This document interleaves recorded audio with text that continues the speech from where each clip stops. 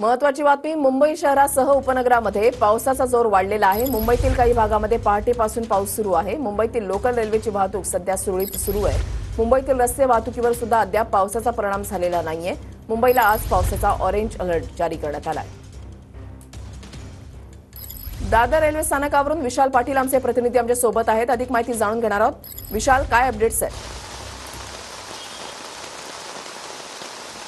वृषाली, मुंबईमध्ये आता पावसाला सुरुवात झालेली आहे। मुसळधार पाऊस अनेक ठिकाणी पडतोय। सकल भागात काहीसं पाणी साचायला सुद्धा जी ही सुरुवात झालेली आहे। मात्र सद्यस्थितीला जर आपण पाहायला गेलं तर या पावसाचा परिणाम रस्ते वाहतूक असेल किंवा रेल्वे वाहतूक आहे याच्यावरती झालेला नाही। आता मी दादर या परिसरामध्ये आहे। दादर या परिसरातील जर आपण दृश्य पाहायला गेलं तर जवळपास एक 20 मिनिटं झाली या परिसरात मुसळधार पाऊस जो आहे हा पडू लागलेला आहे। मग दक्षिण मुंबई असेल किंवा मुंबई उपनगर असेल या परिसरात सुद्धा पावसानं जी आहे ही जोरदार हजेरी लावलेली आहे। आज हवामान खात्यानं असा अंदाज व्यक्त केला होता की आज सुद्धा मुंबईत मुसळधार पाऊस जो आहे हा पडू शकतो।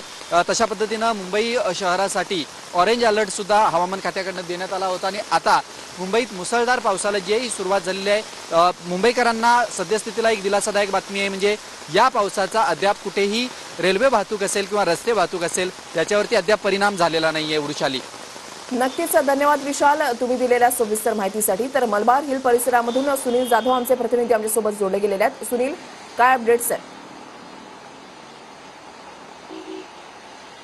वृषाली, आपण पाहायला गेलं तर कालपासूनच मुंबईमध्ये पावसाची संततधार सुरू असून आज पहाटेपासून मुंबईतील काही भागामध्ये मुसळधार पाऊस पडण्यास सुरुवात झालेली आहे। मी सध्या उभा आहे भायखळा परिसरात आणि आपण पाहू शकता की भायखळा आणि त्याचबरोबर मलबार हिल या परिसरामध्ये मोठ्या प्रमाणात मुसळधार पाऊस या ठिकाणी पडताना दिसत आहे। हवामान खात्याच्या नुसार पुढील 48 तास अशाच प्रकारे मुंबई व आसपासच्या शहरामध्ये मुसळधार पाऊस पडण्याची शक्यता वर्तवली जात आहे। आतापर्यंत कुठल्याच सखल भागात अजून पाणी साचल्याची सूचना मिळत नाहीये। मात्र पावसाचा जोर असा कायम राहिला तर सखल भागात मोठ्या प्रमाणामध्ये पाणी साचण्याची शक्यता वर्तवली जात आहे। त्याचबरोबर काही ठिकाणी वाहतूक कोंडी देखील होण्याची शक्यता वर्तवली जात आहे।